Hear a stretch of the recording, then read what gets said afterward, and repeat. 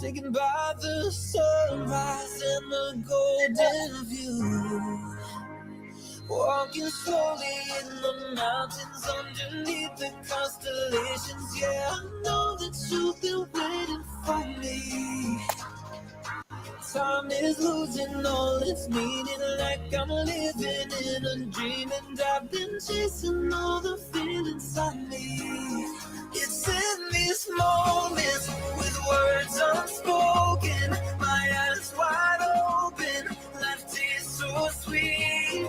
It's in these moments where all I know is coming into focus, so now I see. It's in these moments.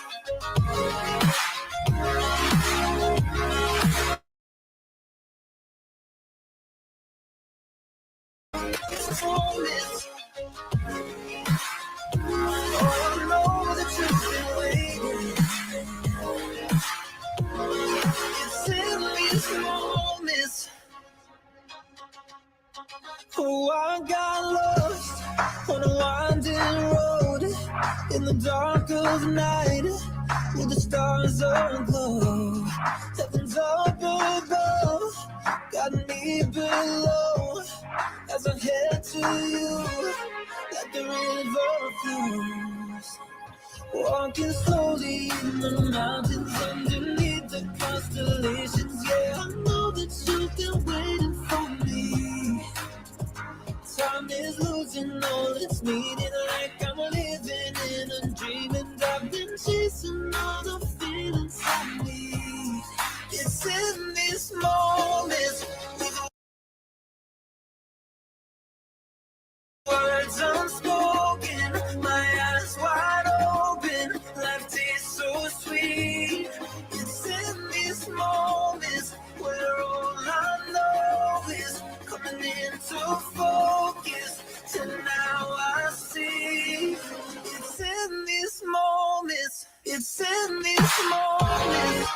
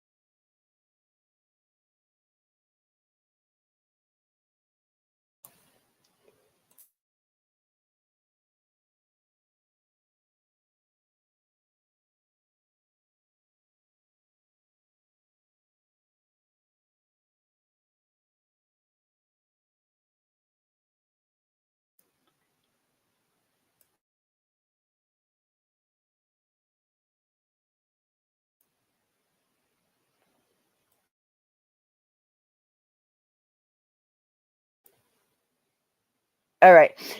Okay, so I made this video.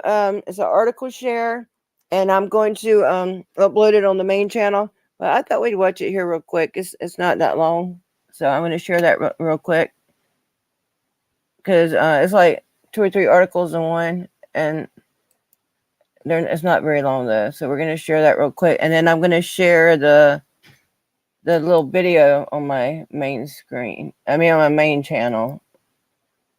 Hey, Irish Rover. But we're going to watch it here first together. So y'all get to see it before it's been released. Aren't y'all special? Chee. So we can get this sharing. Yeah, full screen. Play. Alrighty.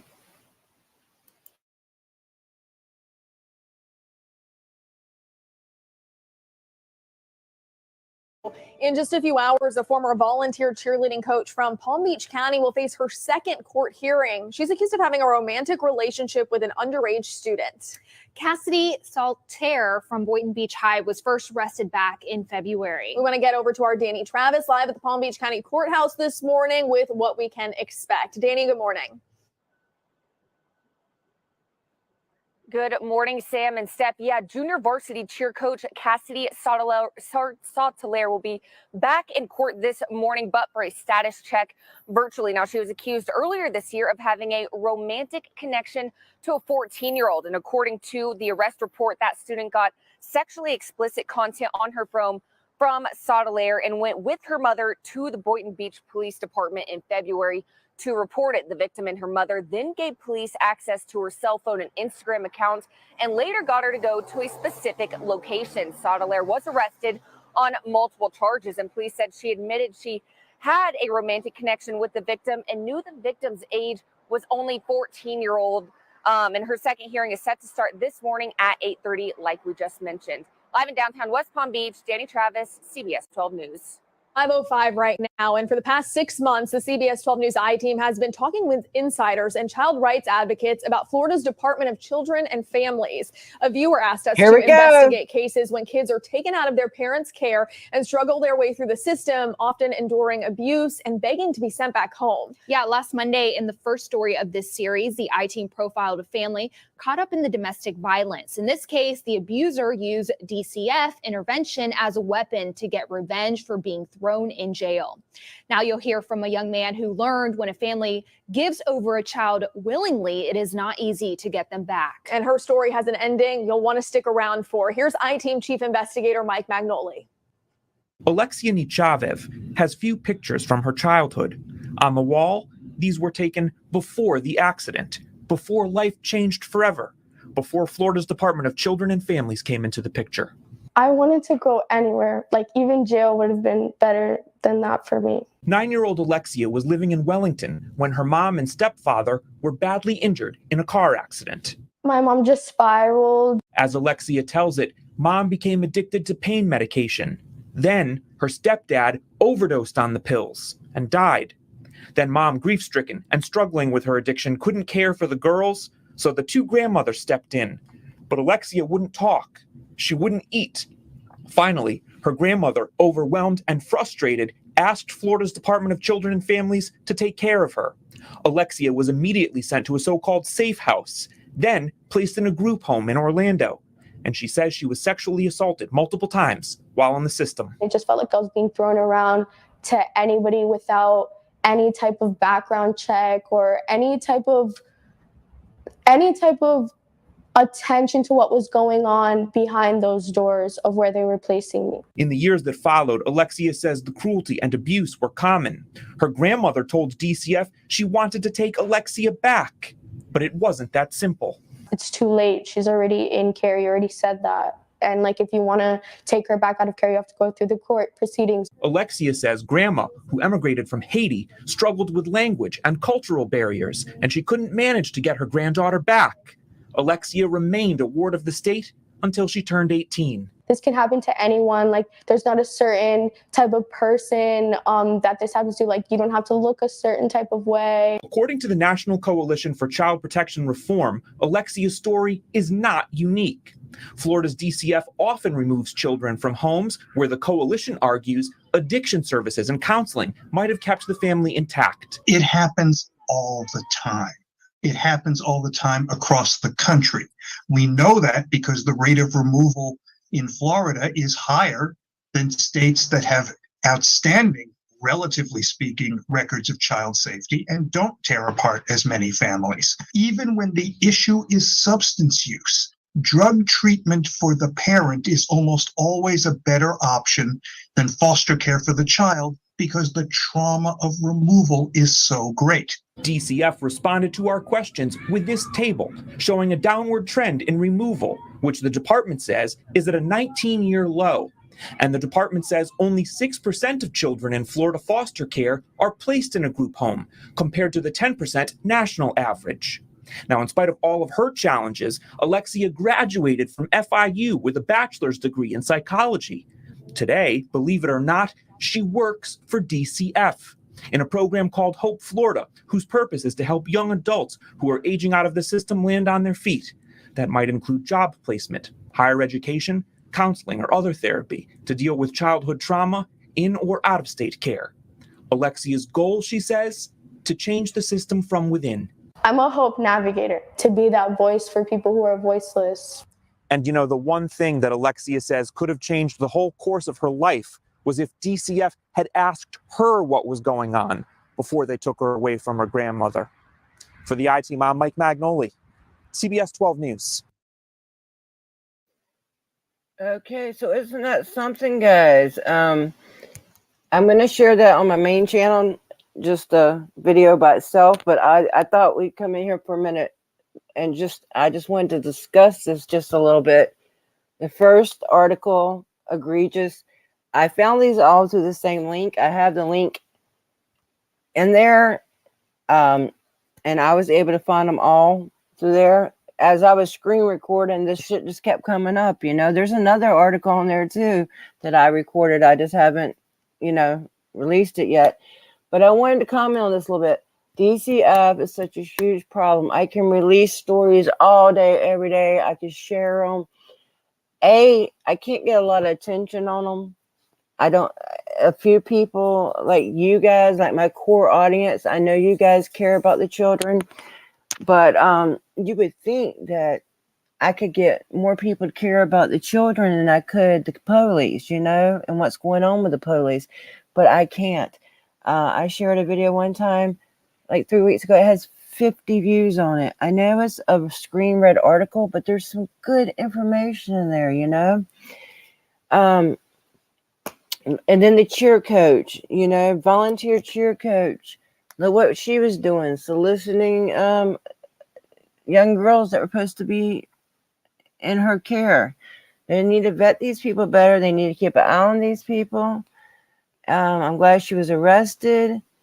And then what was, and then that, was that, I don't know if that was a lawyer that was speaking, but whoever it is, and what the young lady said that was removed. Why didn't somebody ask her? Why didn't somebody ask her how she felt? But they don't care how the children feel. And I'm glad, and they say she works for DCF. Well, thank God she works for DCF. Thank God. We need more people like her to work for DCF. Even though the whole system needs an overhaul, okay? We need more people like her that have been through it, that know the dangers, that know what to look for, to know the signs, the signals, all that. And one more thing, what they said about abuse. Even if, let's say, one of the parents was on drugs or something. Yes, they're right.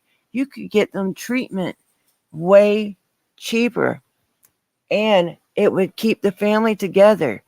Why not do that? Okay, if the family, a lot of people, kids are removed for what's called neglect. But when you think about neglect, you think, oh, they're not feeding them, they're not changing their diapers. That's what I call diapers. they're not changing their clothes, they're not bathing them. That's not always what neglect means. Usually their definition of neglect means you're poor. Okay? Doesn't mean you're starving them. Doesn't mean they're not eating. It sometimes means you're homeless or that you're just poor. So, guys, I encourage you to always try to stand up for the children. I will always share anything I can find when I have the time on this. And follow me and Megan Walsh on Twitter. There's there's a group of people there, parents of Twitter of all places. If you feel comfortable, get on that app. There are some great advocates, and there's some victims on there. And I'm gonna try to interview some of those people, the ones that feel comfortable talking. There's medical kidnapping victims. There just so many of them that their children have been removed. It's all about the money, and also, yeah. And then we know that they get this grant that comes out of the Social Security Fund, I believe. The Clintons put that in. It goes deep. And then a lot of people ask me about Megan. Oh, they can't believe this and that. Look, people, like anything else, I believe Megan, okay? But like anything else, I'm begging people from the beginning. I have always begged people, go research Megan. Go research her parents. Even she don't know why all this is happening to her exactly. So, gosh, people, I'm not talking about you guys, but there's people that say, oh, there's just no way. And then there'll be people that say that he did good. Yeah, he's done some good things. I do believe he's caught some real criminals that committed some real crimes. But that doesn't take away from what he's doing now. You know, what he's doing now doesn't mean he didn't do good things in the past, but that doesn't mean he's doing something good now. Now, I want to thank you guys for coming together with me. Like I said, I'm going to release this will be on the backup with the conversation, and then the regular video. I'm going to run it on my regular channel for people that want to watch it over there without me running my mouth in the background. But I did have a few things to say about these situations because both situations are important. Important that this bitch was arrested, and important that maybe why don't we listen to kids? I thought at age 12 they were able to make their own decision, but nope, I guess not. Nothing plays out the way it should in family court. All right, American Amy, thank you guys. Have a wonderful day. I'll catch you as soon as I can. Bye, guys.